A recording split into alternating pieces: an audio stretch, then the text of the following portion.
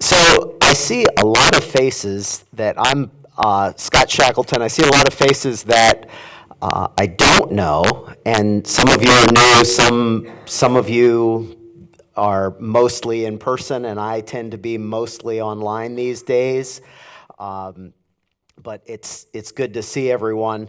One face that goes with me is my partner JT is here. He is a recently retired AME pastor, and his church experience is culturally very much more emotive than ours. He thinks coming to Common Thread is like coming to a TED Talk, and fair enough.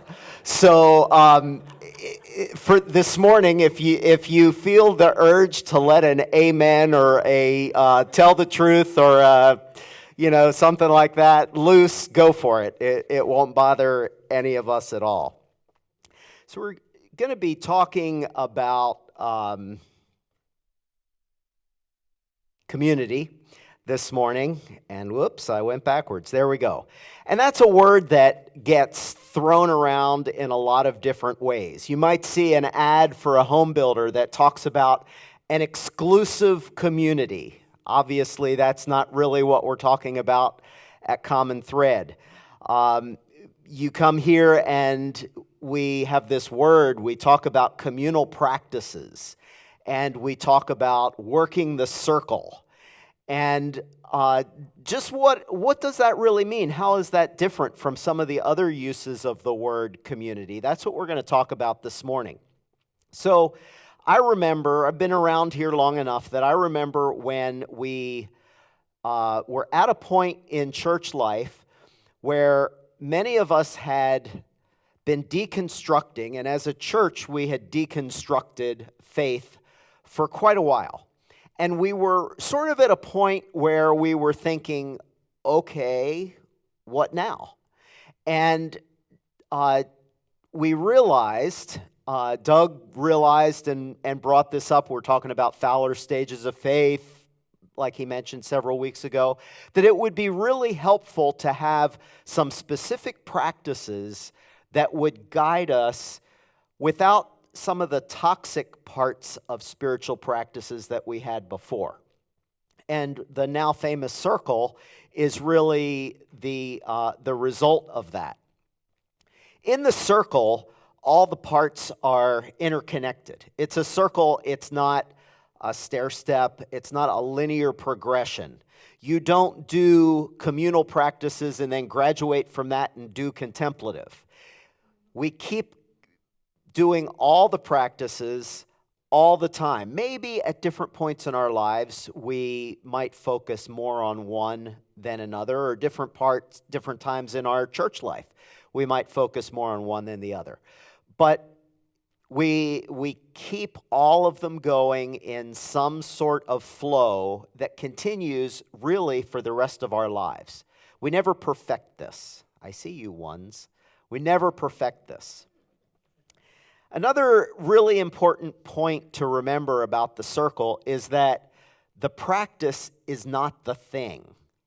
And that is important because the reason that all that deconstructing had to happen is that in the church, we made the practices the thing, and then they got toxic.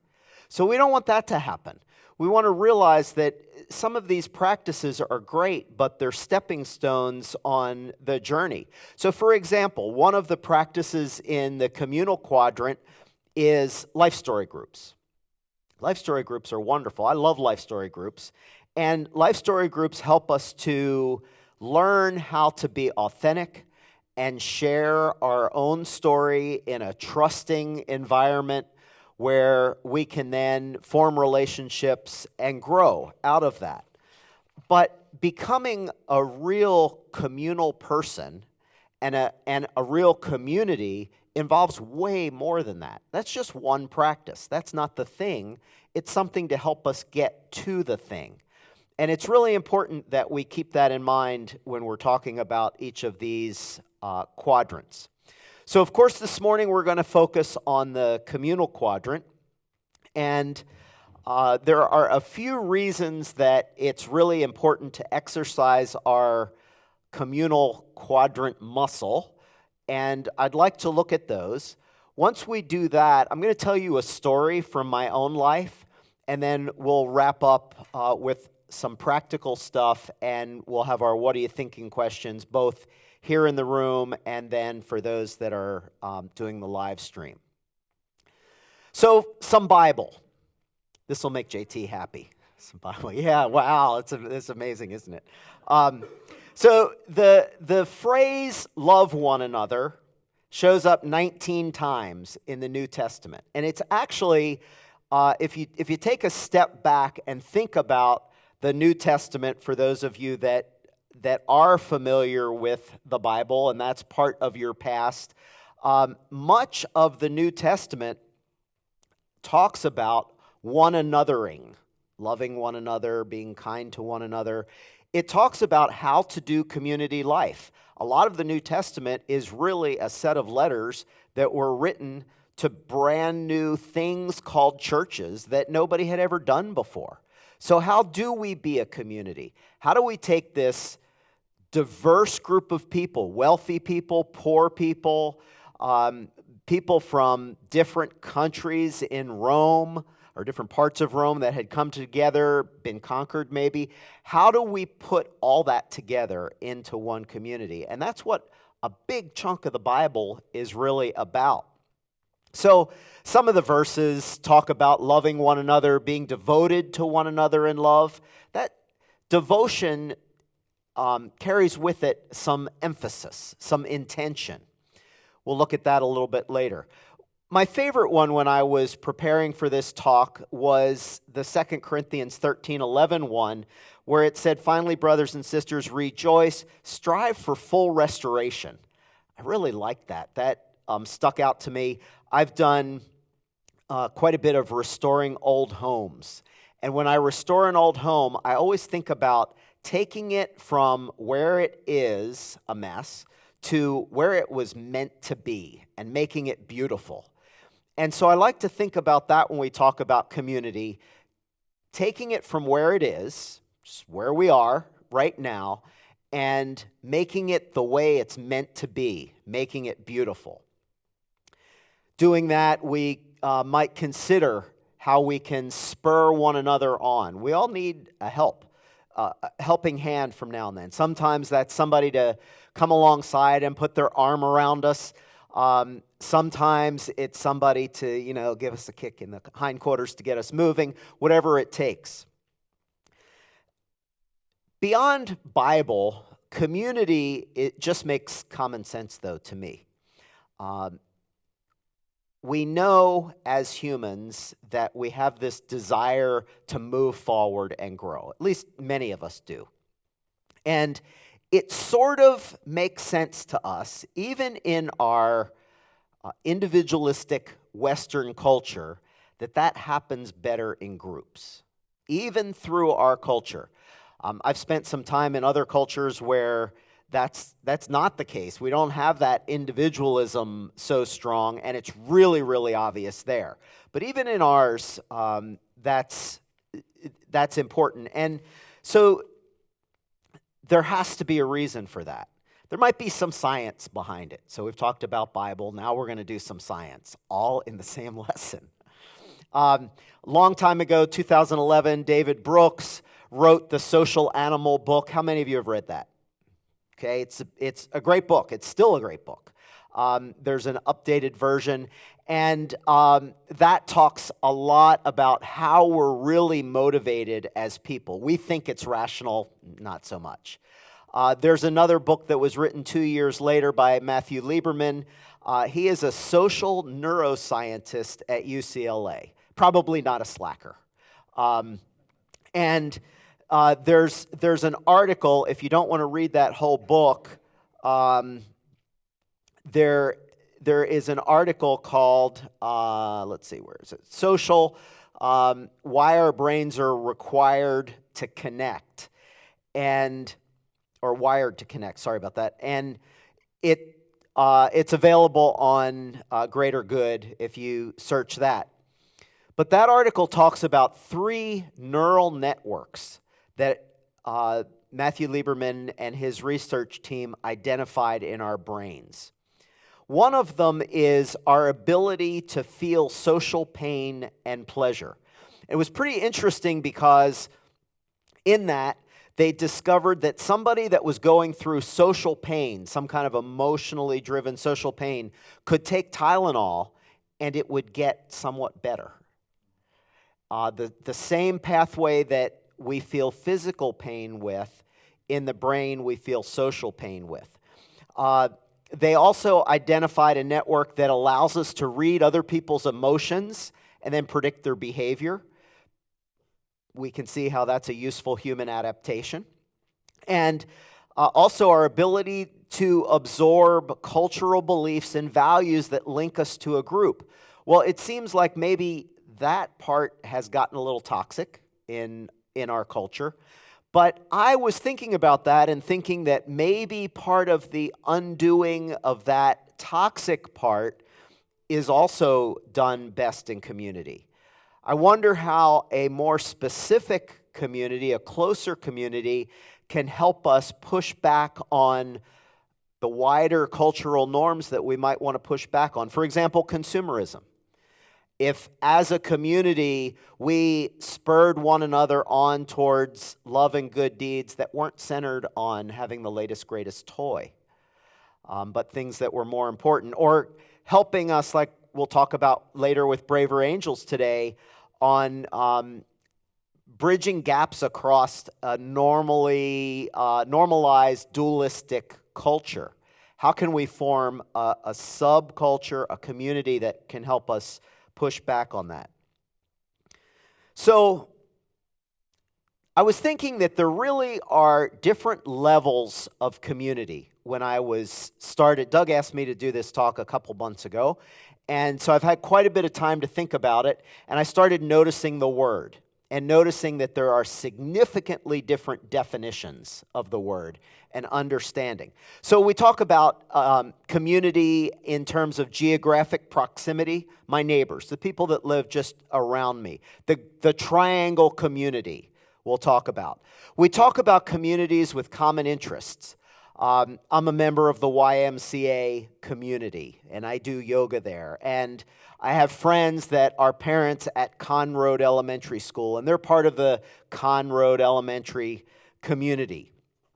But the word that I would use to describe what we're talking about this morning is intentional community. It's a somewhat deeper meaning of the word that has to do, you've heard Doug talk about our need to restitch the torn fabric of community. And that's really what I want to focus on this morning. Things that go beyond just our common interests that we might have or our geographic proximity, and help us make connections that will actually transform us as humans.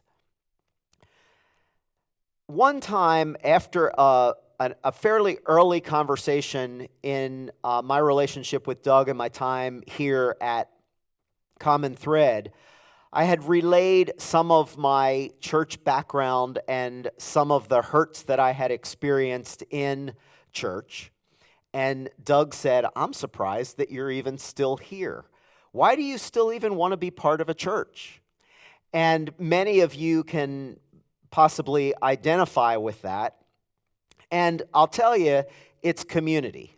That was the answer that I gave Doug then. And as I thought about what I wanted to talk about this morning, I thought about several stories that I could tell you in my life about intentional community. There were really quite a few. But I decided to take it back to the early part of my life because there was a formational time where I was in a church community that had some really toxic things going on, but at the same time was a great community. And so I chose a story from that time that I'm going to tell you. Now, when I say church community, it's something deeper than just coming to church on Sunday morning or checking into the live stream, or even checking in once a week, as we're asking to do. It's church as an opportunity to really be communal. And it's a place where we can identify people to form relationships with that are necessary for transformation. Each of the other parts of the circle happen in a communal setting. And just coming on Sunday, just being in the live stream, just checking in once a week isn't going to get us to that point of transformation. It's going to take more than that. Okay, back to my story. So in 1986, I was part of this church.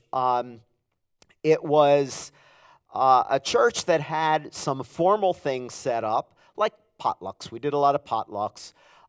We did small groups where we got together and interacted. But we were all mostly at a time in our lives where most of us didn't have a lot of money, and we very informally ended up doing life together. Almost all of our social interactions were together as a group. And we just frequently hung out and spent time and had a good time together. So my kid's mom and I had moved to this area, central Pennsylvania. I was attending Penn State. We'd moved there several years before. We became part of this church. We were in terrible financial shape. I was a student, and we had a 10-month-old son. One day, my wife came to me, and when this happened, I was mostly happy, but a little bit terrified, because she said that the test was positive, and in 7 months, we were going to be expanding our family. And that was quite a surprise at the time. Baby number 2 was on the way, and I had no idea how we were going to pay for baby number 2. Didn't have health insurance. It was just, it was scary. Little did I know at that time how much we really had to fear. 3 months later, I was sitting on the couch one night. We were sitting in the living room. Our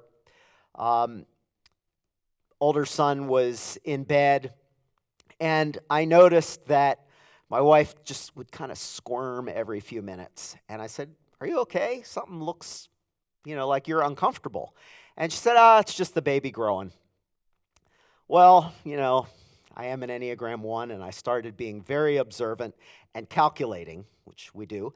And I calculated that she squirmed, and apparently the baby was growing very regularly every 10 minutes. And that continued for an hour. And always the worrier, I insisted on a trip to the emergency room. So the first thing we thought is, okay, let's call some folks from our community, and they would come and stay with Josiah, our number 1 son. And in minutes, they were at our house. They dropped what they were doing, came to our house, prepared to spend the night with him. And it was a good thing, because when we got to the hospital, we were even more terrified when we got the news, "You're in labor." This is 1986. You're in labor, and the only way we have to try and stop this is a new drug, and it's experimental, and it doesn't usually work. And if the baby's born now, the baby will die. There's no hope of survival. So at that point, again, called our friends. Within minutes, people there at the hospital. People spent the whole next week with us in the hospital while we were there. And then when we came home, they brought meals. My wife had to be on bed rest for 3 more months. They brought meals for 3 months. They came to the house to empty her bedpan while I was at work for 3 months. This was community. About the 8-month point, she went into labor, and it was go time. When the baby was born, everything seemed great, but then just after I got home, picked up our son from, again, someone from our community who had been watching him for 3 days while we were in labor and delivery. Someone picked him up, took him home. put him to bed, went to bed myself because I had been awake for 3 days, and then the phone rang. And it was my wife calling from the hospital saying, Paul has stopped breathing on his own. They have him on a ventilator. Get here right away. The helicopter's on the way. I can hear the helicopter outside. So I, right away, of course, called. People came, took our son again. A couple met us at the hospital. He planned to drive me behind the helicopter 2 hours away to Geisinger Medical Center. And she was going to stay with my wife for as long as it took, for no matter what the outcome would be. To be afraid together, to cry together, to hold hands. And that is exactly what we needed. But the story wasn't over because it took another 3 weeks in the hospital. They cut our grass. They took care of our son. They brought us meals. They did everything continually. So at this point, this has gone on for 4 months. And as life returned to normal, by the way, that's Paul now and his family.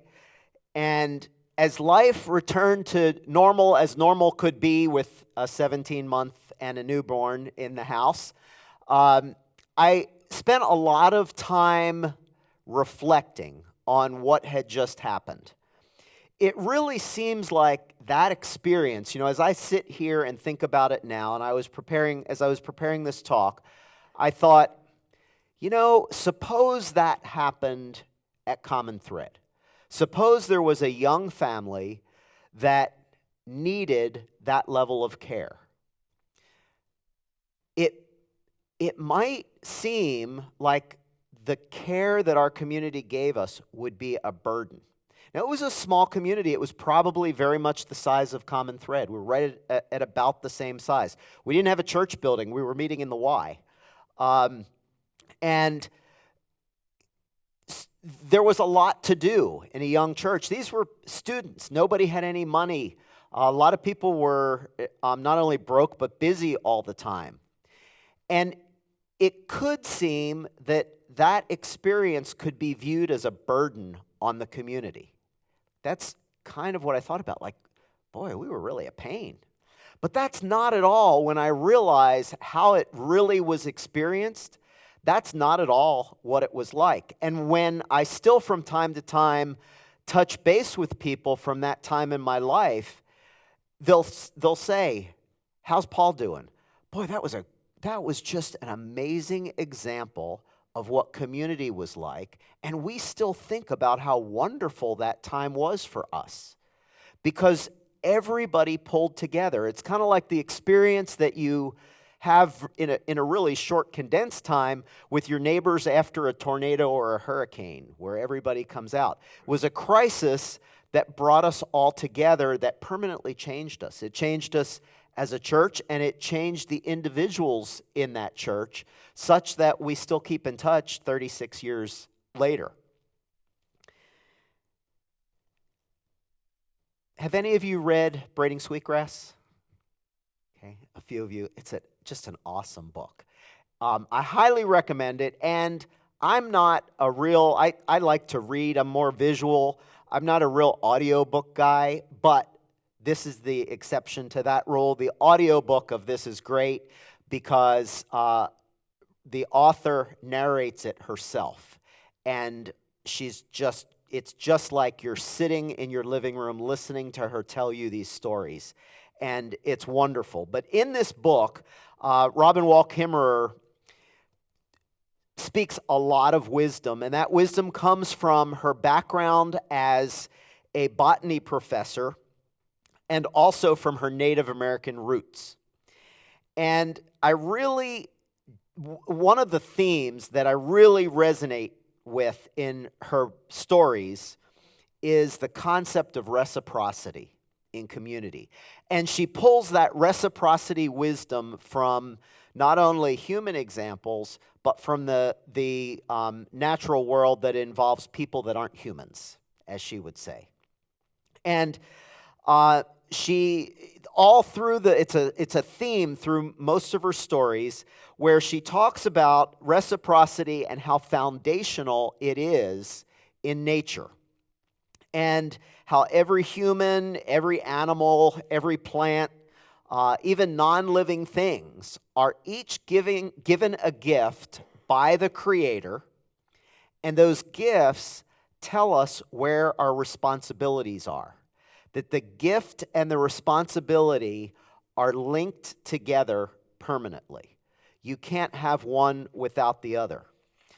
And Dr. Kimmerer makes clear that it's very different from the concept that we get from our culture. Our culture is a consumerist culture. When I say reciprocity, and as a matter of fact, I went online to look for a graphic that would have something to do with reciprocity, and every single one proved Dr. Kimmerer's point in that it was a transaction.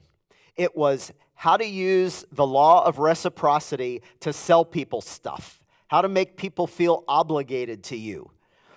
All of them. That's all I could find in my, 15 minutes of Google searching for that graphic.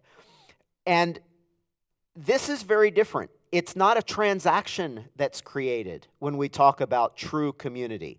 It's not, I give you something, and so now you have a debt to me that you have to repay. That's how our culture thinks of reciprocity, and that's not it at all. It's not quid pro quo. It's relational. The people that loved me well back in my story didn't feel like they were maybe repaying me because I had been the church treasurer.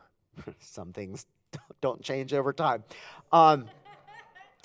And they loved me because they loved me. We had a loving community that we had built with lots of interaction and lots of time together, so that when a crisis came, we were ready. And the crisis will come. Each of us is going to have crisis in our lives. And the time to build community is not when the crisis comes, it's before. I don't now feel this sense of, I have to, it's not a surfacey karma kind of thing. I got this gift and now I have to pay it forward. That's not how I feel about it either. I feel like it's a privilege in community because of what I received to take whatever gifts I have and responsibly use them to help other people grow and to help the community thrive. It is a responsibility though. So it's not a transaction. It is voluntary, but there is some responsibility to it. It doesn't just happen automatically. It's worth the effort that community takes. And as I was preparing to tell the story that I told you, last Sunday I was actually sitting in a campground in Jordan Lake, and my son Paul and his family were in the next campground to us, and the kids were playing. And I realized that the community that took care of us and loved us created ripples of love that now are continuing through a whole nother generation. And that was really cool to see. It's difficult. A few weeks ago, a friend that was in our book club, our Common Thread book club, and this is a friend who asks particularly good questions. And she asked the question, she said, her church background is similar to mine, where you could, if you were part of church, you were expected to be there on Sunday morning and pretty much any time the church door was open. And some of you are nodding and you've experienced that, and there can be a bit of toxic associated with that. And of course, we want to leave that behind. But she said, we want to leave that behind, but it's really hard because how do I know, she didn't use this word, but how do I know who's in?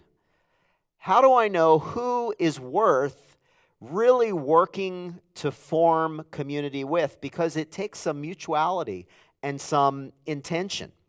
And we talked about some different opportunities at Common Thread where you can do that, and it's, Enneagram groups or life story groups or self-awareness. Some of the smaller groups are truly a much better way to start than a large gathering like this. But even there needs to be some intention. This is where you might say amen.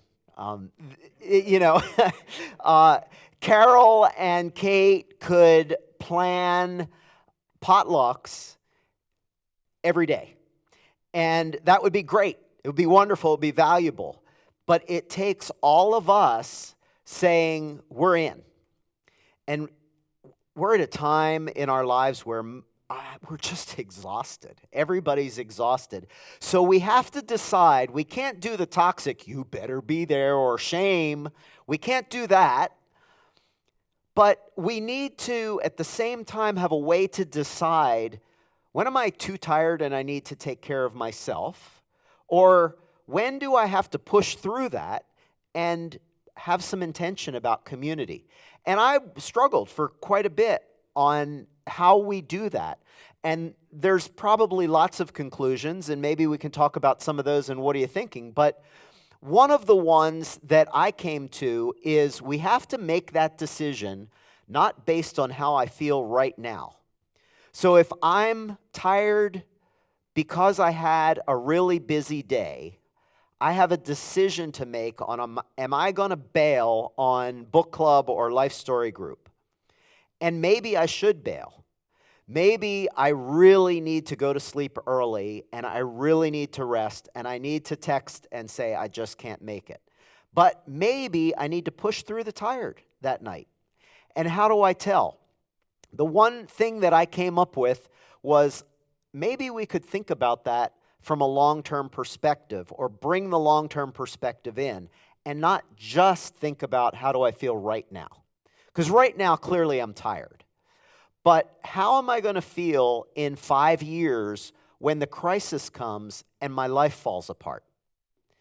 Or I get the unthinkable call, as I've gotten in my life, that there's going to be an accident and your daughter, or there was an accident and your daughter's not going to wake up. And this community rallied around me. Because those moments are going to come in all of our life. We're going to have times like that in our life. So we might enter that remind ourselves of that when we make the decision, do I bail or not? So just to wrap up, what about you? What gifts, as Dr. Kimmerer would say, what gifts do you have?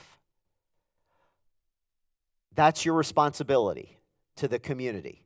If you're in, now, some of you are new and you're just checking this out, and that's fine. That's perfect.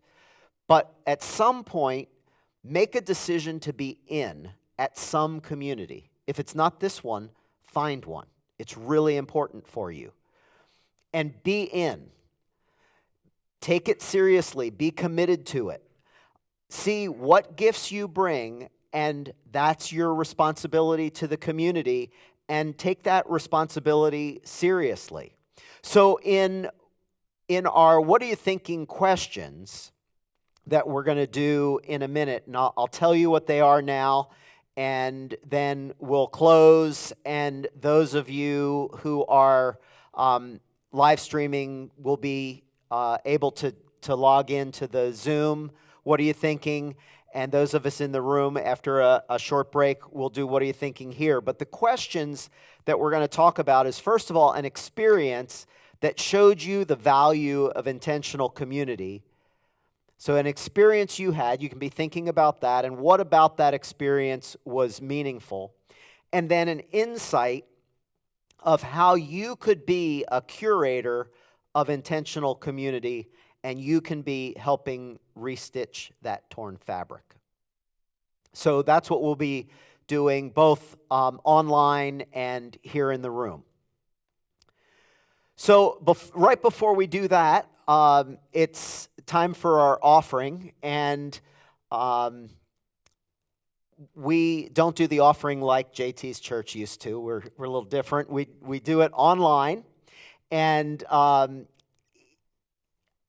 as the former treasurer of Common Thread, I am grateful for this community because you are a generous bunch.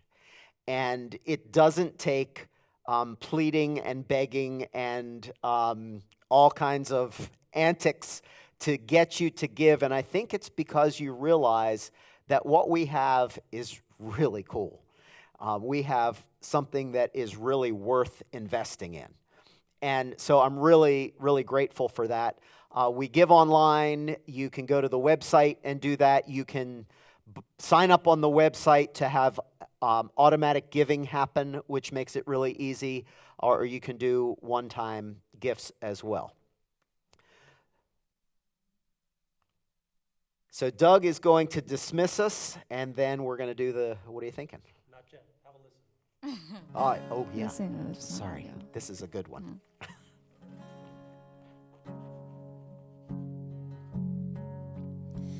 If you're lost and you're lonely, go and figure out why. Take a trip to your dark side. Go on and have a good cry. 'Cause we're all lonely. We're all lonely together.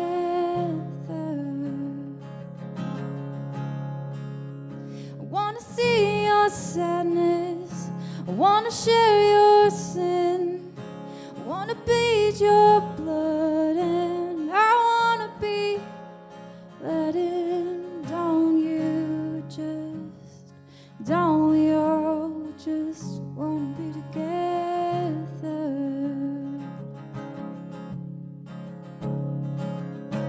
Leave what's heavy. What's heavy behind?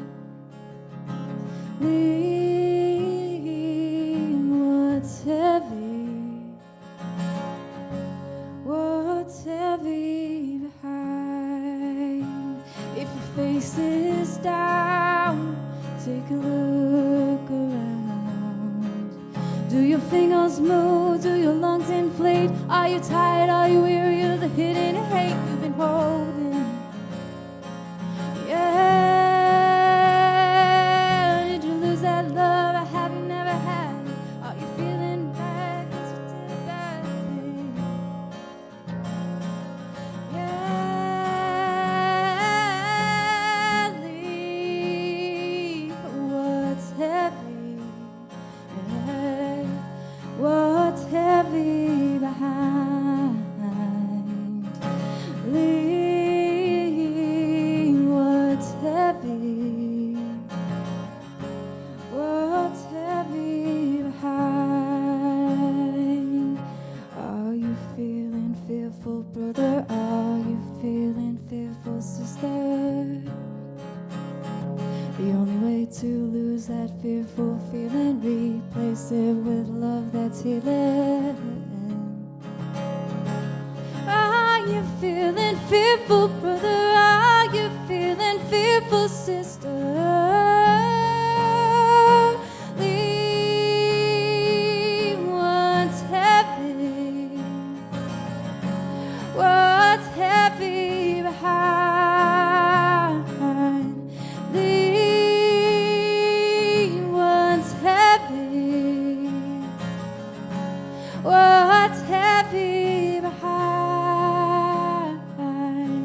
Leave what's heavy. What's heavy behind? Leave what's heavy. What's heavy behind? Thank you, Lindsay. Thank you, Scott. If you're online, we're going to dismiss you in just a moment.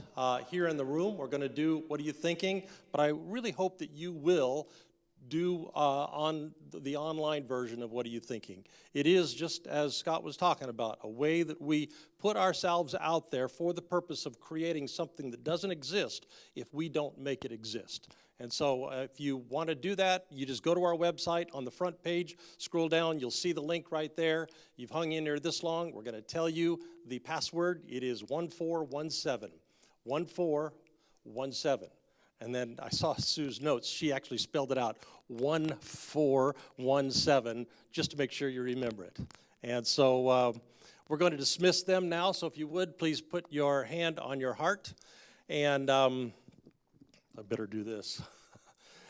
Let's remember as we go that every one of us, carriers of the indwelling divine, love and joy, peace, patience, kindness, goodness are within us because we carry the interior light. And if you would, extend your other hand to our city. Let's look for opportunities to share what's in us with the people that we live and work, go to school with, looking for opportunities to repair and heal our worlds. Amen. You all are dismissed. Please go over to the online Zoom. What are you thinking? Those of us in the room, we are not dismissed. Here's what we're going to do right now. We are going to stand up for a minute, and you get a